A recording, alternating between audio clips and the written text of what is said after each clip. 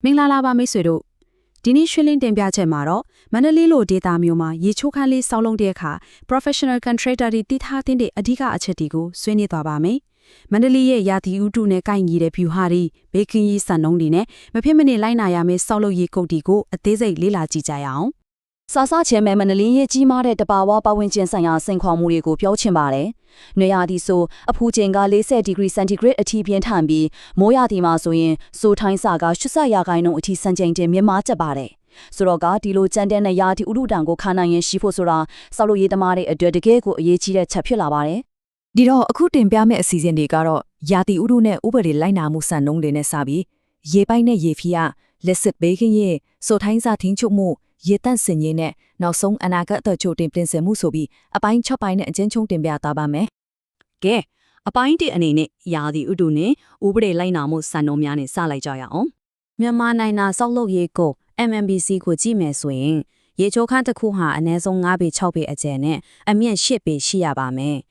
ဒီနေရာမှာတကယ်စိတ်ဝင်စားဖို့ကောင်းတာကလေဝင်လေထွက် area ဆက်ရခိုင်နှုန်းရှိရမယ်အပြင်ရေမစိမ့်တဲ့ချမ်းပြင်စောက်လုပ်ရေးနီးလန်းတွေကိုပါတင်းတင်းချာချာသတ်မှတ်ထားတာပါပဲ။ဒါကအချီကအကြဆုံးစီးမြင်တွေပါ။ဒါပြင်ဒေတာတွဲမှာလုပ်ငန်းလုပ်ကိုင်ကြတဲ့အခါမလီလီမျိုးတော်စီပင် MCDC ရဲ့စီးမြင်တွေကိုလည်းကြော်သွားလို့မရဘူးလေ။အထူးသဖြင့်ရေတွင်းတူးချင်ရင်ခွင့်ပြုချက်ကြိုတင်ထောင်းခံရတာတွေမျိုးတော်ရေနုမြောင်းစနစ်နဲ့ချိတ်ဆက်ရတာတွေဟာမဖြစ်မနေလိုက်နာရမယ့်အချက်တွေပဲဖြစ်ပါတယ်။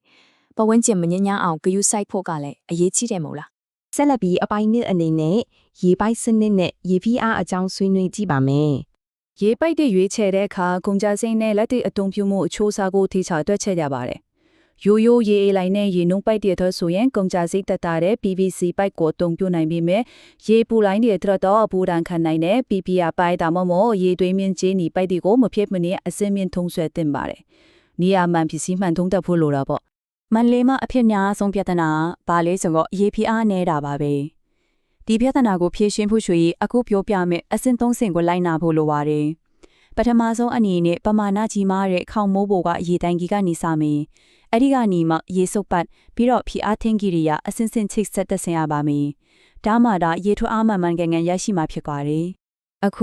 ုအပိုင်း3ကိုရောက်လာပါပြီ။ဒီပိုင်းကတော့လုပ်ငန်းခွင်တိုင်းမှာအရေးကြီးဆုံးဖြစ်တဲ့မဖြစ်မနေလိုက်နာရမယ့်လက်စစ်ဘေးကင်းရေးစံနှုန်းများပဲဖြစ်ပါတယ်။ဒီအချက်တွေကိုလုပ်ငန်းခွင်တိုင်းမှာစစ်ဆေးရမယ့် checklist လို့သဘောထားစေချင်ပါတယ်။ဆိုထိုင်းစား80ရာခိုင်နှုန်းအထိရှိတတ်တဲ့မန္တလေးရာသီဥတုမျိုးမှာရေငွေးကနေလက်စစ်ကူးနိုင်ချက်အများများပါတယ်။ဒါကြောင့် RCBO breaker တွေမဖြစ်မနေတက်ဆင်ဖို့ IP44 အဆင့်ရှိတဲ့ရေခံလက်စစ်ပစ္စည်းတွေသုံးဖို့နဲ့လက်စစ်ပစ္စည်းနဲ့ရေရေးမြစ်ကြားမှာအနည်းဆုံး60 cm ကွာဝေးရမယ်ဆိုတဲ့စီမင်းတွေဟာအသက်အန္တရာယ်ကင်းဝေးရေးအတွက်လုံးဝအလျော့ပေးလို့မရတဲ့အချက်တွေပါပဲ။မီးလုံးနဲ့တခြားပစ္စည်းတွေရွေးချယ်တဲ့နေရာမှာ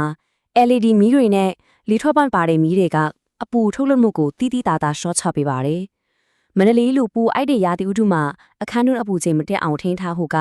အရေးကြီးတဲ့ထက်သွင်းစင်းဝါးစရာတစ်ခုဖြစ်ပါတယ်။ဆက်ပြီးတော့အပိုင်း၄ပါဆိုထိုင်းစာထင်းချုပ်မှုနဲ့လေဝင်လေထွက်အပိုင်းကိုတွားလိုက်ရအောင်။တဘာဝအတိုင်းလေဝင်လေထွက်ကောင်းအောင်လုပ်တာဟာဆိုထိုင်းစာကိုကာကွယ်ဖို့ပထမဆုံးခြေလှမ်းပါပဲ။လေထွက်ပေါက်တွေစီလေတွေအပေါ်ကိုအလဲတကူစီးဆင်းသွားအောင်တကားအောက်ချီမှာ2စင်တီမီတာတိကွာဟချက်ထားရှိရမယ်ဆိုရဲဘိတ်တူကားပိုင်းဆိုင်ရာအသေးစိတ်ချက်တွေကိုတေချာဂရုစိုက်ဖို့လိုအပ်ပါပဲ။စိတ်ရတရားသုံးလေထွက်ပေါက်လေတက်စင်တဲ့ခါမှာလေကိုစောက်နေတဲ့ခန်းရွက်ဆဆနဲ့နီးပညာဆန်နှုံးလေးကိုက်ညီဖို့လိုပါရဲ့။ဥပမာပြောရရင်10ပေ10ပေခန်းကျဲတွေဆိုရင်အနည်းဆုံး190 CFM ဆင်းရှိရလေထွက်ပတ်မျိုးကိုမဖြစ်မနေအသုံးပြုရမှာပါ။သိလို့ရင်လည်းဆိုထိုင်းစားကိုနိုင်မှာမဟုတ်ပါဘူး။ကဲအပိုင်း9ကိုရောက်ပါပြီ။ဒီအပိုင်းမှာတော့ရေတန့်စင်ခြင်းနဲ့ရေနှုတ်မြောင်းစနစ်များအကြောင်းကိုဆွေးနွေးပါမယ်။ရေရရှိတဲ့အရင်အမြစ်က MCDC ရေပိုင်လိုင်းကလာ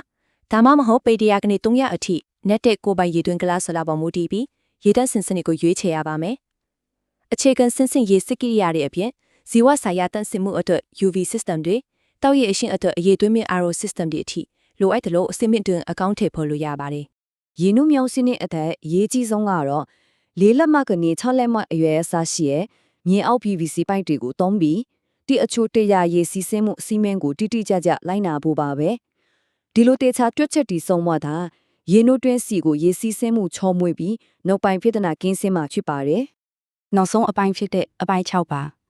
အနာဂတ်အတွက်ကြိုတင်ပြင်ဆင်မှုနဲ့လုပ်ငန်းခွင်စစ်ဆေးချင်ကြောင်းဖြစ်ပါတယ်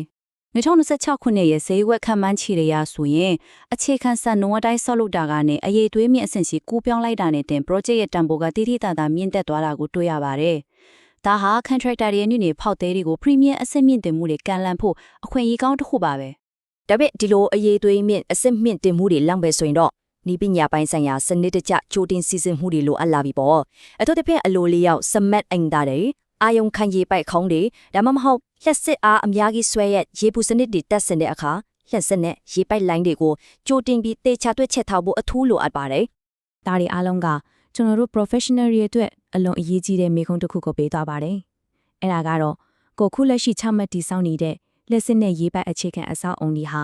အနာဂတ်မှာမလွဲမသွေရောက်ရှိလာမဲ့ smart နည်းပညာအဆင့်မြင့်တင်မှုတွေကိုတကယ်ရောပန်းပိုးပေးနိုင်စွမ်းရှိရလားဆိုတာပါပဲ။ဒီမေးခွန်းလေးကိုစဉ်းစားရင်းနဲ့ပဲရေရှည်ခိုင်ခန့်ပြီးစံကျင်မီတဲ့လုပ်ငန်းခွင်တွေကိုဖန်တီးနိုင်ကြစီလို့ဆန္ဒပြုရင်ဒီရှင်းလင်းတင်ပြချက်ကိုအဆုံးသတ်လိုက်ပါတယ်။